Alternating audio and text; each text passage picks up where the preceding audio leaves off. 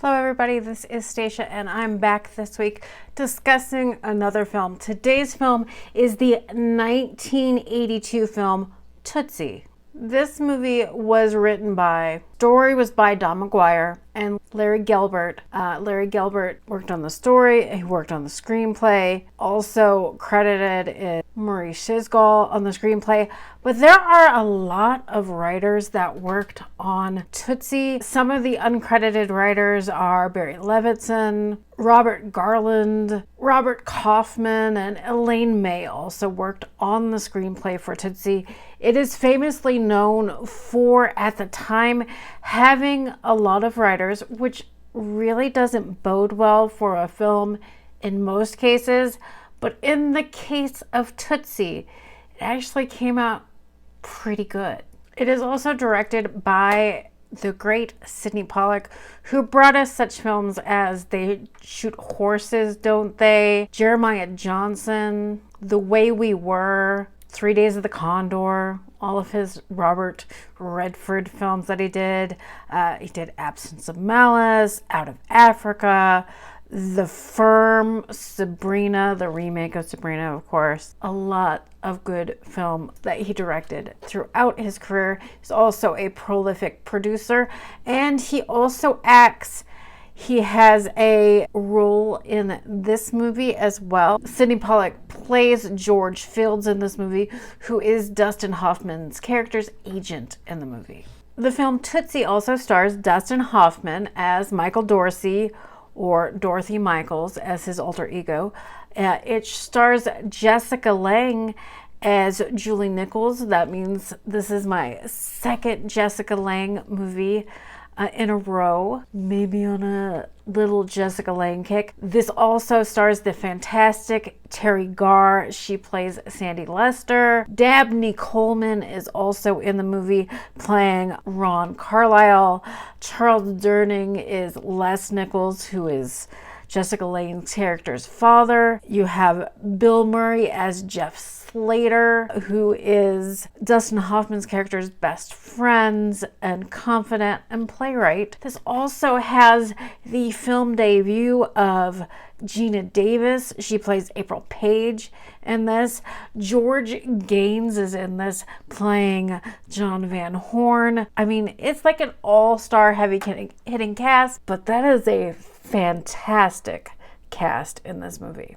So Dustin Hoffman's character, Michael Dorsey, is kind of an unsuccessful actor in the New York City area, working in stage and film and commercials. He's a guy in his late 30s, early 40s, still trying to make it. He has a reputation of being quite hard to work with. He can't get a job.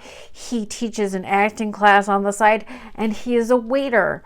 Also, that's his money-making gig in between acting jobs. And he decides to help fund his friend's play. His friend Jeff Slater is writing a play. They want it produced. It's going to be about $8,000. He hears about an audition for a hard-nosed woman on a soap opera, which in the early 80s, soap operas were so popular. You have absolutely no idea how popular soaps were in the early 80s. It was a phenomenon unlike you see today. And by the way, you're not supposed to call them soap. They're supposed to be like daytime dramas, soaps.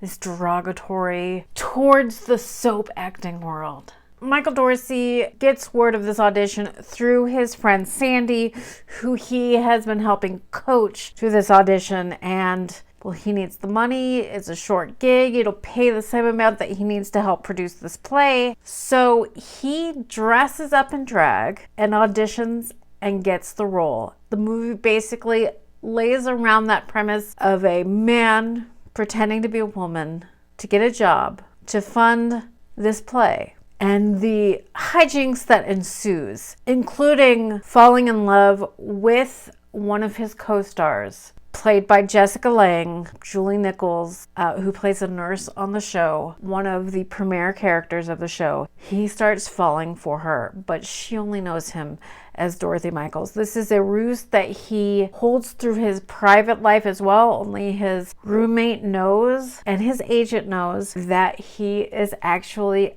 a man pretending to be a woman to get a role. And for Bill Murray's part in this, his role is largely improvised in this movie, and he wasn't given billing before the credits in this movie because they didn't want people to think of this as a Bill Murray movie at the time. He was popular for comedies like Caddyshack and Meatballs, broad comedies like that, and Stripes and everything like that. So they didn't want the audience going in thinking, oh, Bill Murray's in this. It's that type of comedy, because it is a comedy, but it is far from the early days of Bill Murray comedies.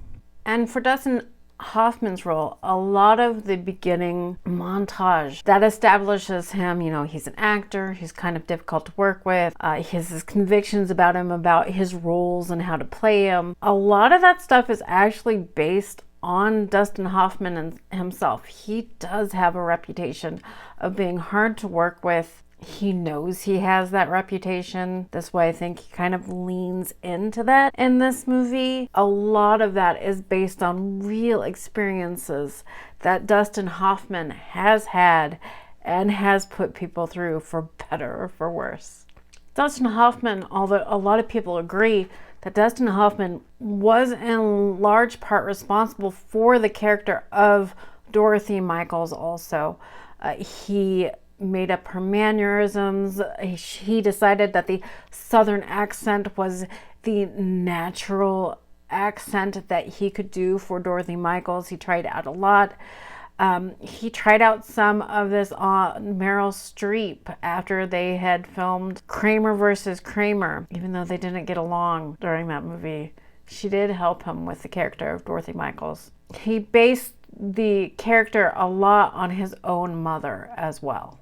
Sidney Pollack and Dustin Hoffman also thought a lot during the development of this movie that Dustin Hoffman insisted that he play his agent because the character of Michael Dorsey and the agent have such an antagonistic relationship. He couldn't imagine anybody else but Sidney Pollack being able to play that role so well against them and feed off of each other because of the actual relationship that they had.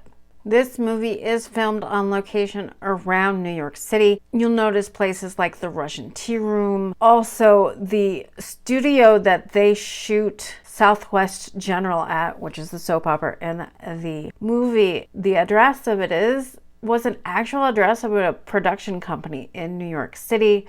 The address that appears on all of the mail during one of the montage scenes is the actual address of the production company. And back in the day, they did used to produce a lot of the soap operas that filmed in New York City and also other local productions in the area. But yes, when you're seeing New York City in this movie, it is the actual New York City.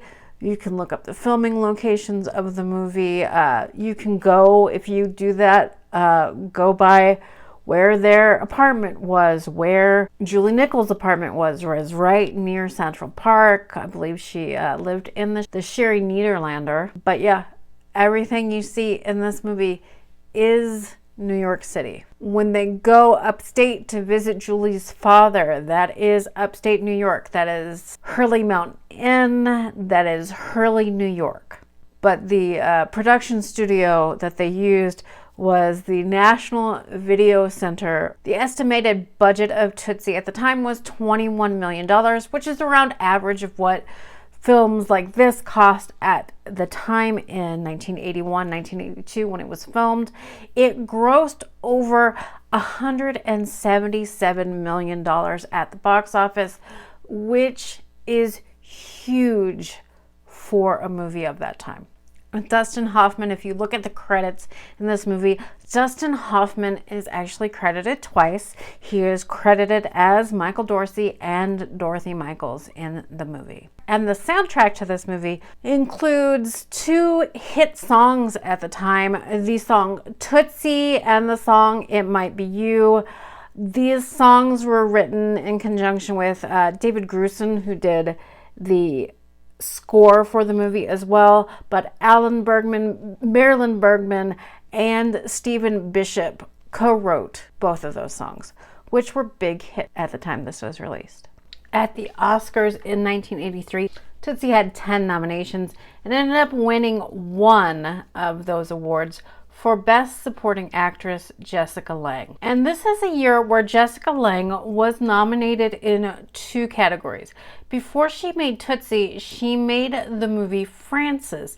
She was nominated in the Best Lead Actress category for her role of Frances, in which she played former Hollywood star Frances Farmer, which was a heavy drama. Sidney Pollack had to convince her to take the role of Julie Nichols in Tootsie, because after she got done playing Frances, she was like, can I do this light, frothy role of Julie Nichols in Tootsie? And she's actually very happy she did. Although she has said she would have preferred to win the Lead Actress Academy Award for Frances. If you've never seen Frances, it's a great movie and she is fantastic in it. She was always happy that she did the movie Tootsie to kind of reset from the heavy drama of Frances, and she was very happy that she won the Academy Award for Best Supporting Actors. So the nominees, it's 10 nominations that year, included Best Picture. So Sidney Pollack was nominated because he was producer for Tootsie.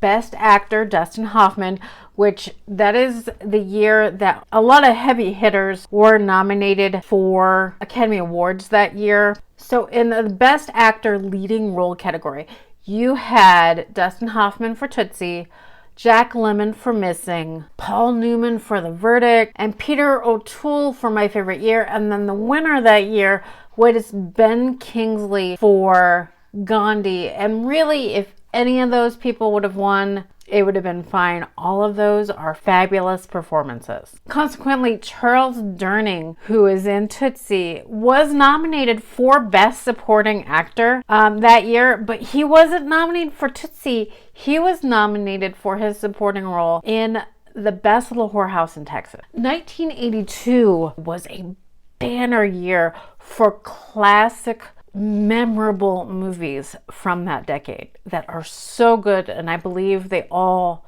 still hold up today. For actress in a supporting role, Jessica Lange wins for Julie Nichols in Tootsie, but Teri Garr was also nominated for Tootsie. And that year we also have Glenn Close for The World According to Garp, Kim Stanley for Frances, and Leslie Ann Warren for Victor Victoria. Tootsie was also nominated for Best Cinematography.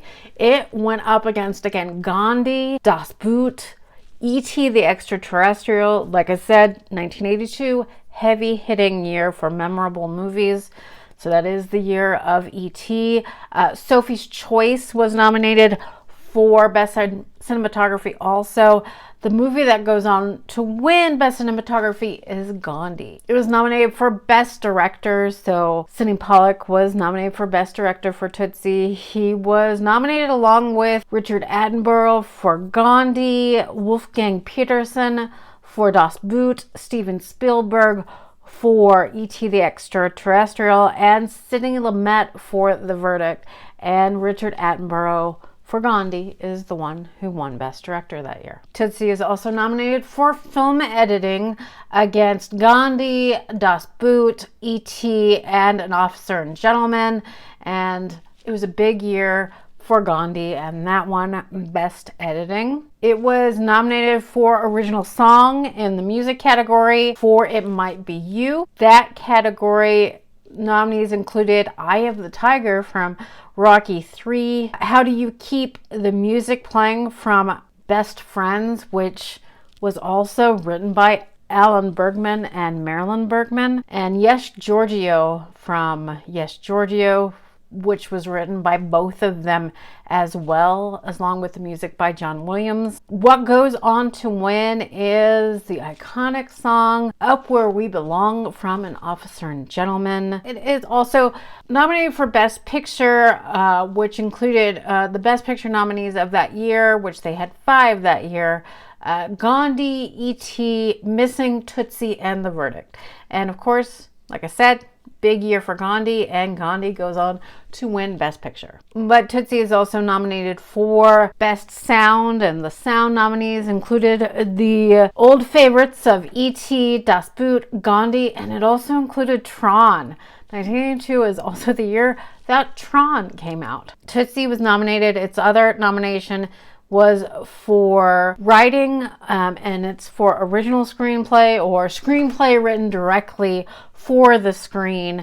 It was up against Gandhi, Diner, Officer and Gentleman, and E.T., and Gandhi, of course, because it was Gandhi's year, wins the award. My feelings on Tootsie is I love this movie, and just a bit of trivia is it's one of my husband's favorite movie. It is like his comfort movie. We watch it at least once a year. Whenever, we're feeling down or need a pick-me-up, we watch Tootsie. Especially for him. He always thought of this as one of his comfort movies that he watches time and time again. And it is great. It holds up so well. It gives you, I think it still rings true. Although, some of the look of it is dated. I always tell people to think of movies that came out in other decades when you watch them. Just think of them as period pieces. It gives you a slice of life in the early 80s. And I think it's behind the scenes look at the entertainment industry, whether because it's set in New York, whether it be television soap operas or behind the scenes of a stage actor on Broadway or off Broadway. It gives a good behind the scenes look at their lives and the struggle, with a little bit of comedy slapped in there with, this kind of absurd story of a man pretending to be a woman to get a role because he was losing out on parts because of his reputation. So if he invented another person for this role, he knew he had a chance to get it because he believed he knew that character and could really do it. So against all odds, with its script not being done at the time that filming started, to the rotating screenwriters that came in to work on the film, the movie, against everything that was stacked against it, what you would think would not make a good movie, makes a fantastic movie that is worth your time today. Watch Tootsie if you've never seen it. Rewatch Tootsie if you have seen it and just haven't seen it in a long time. It is a great movie to go back to.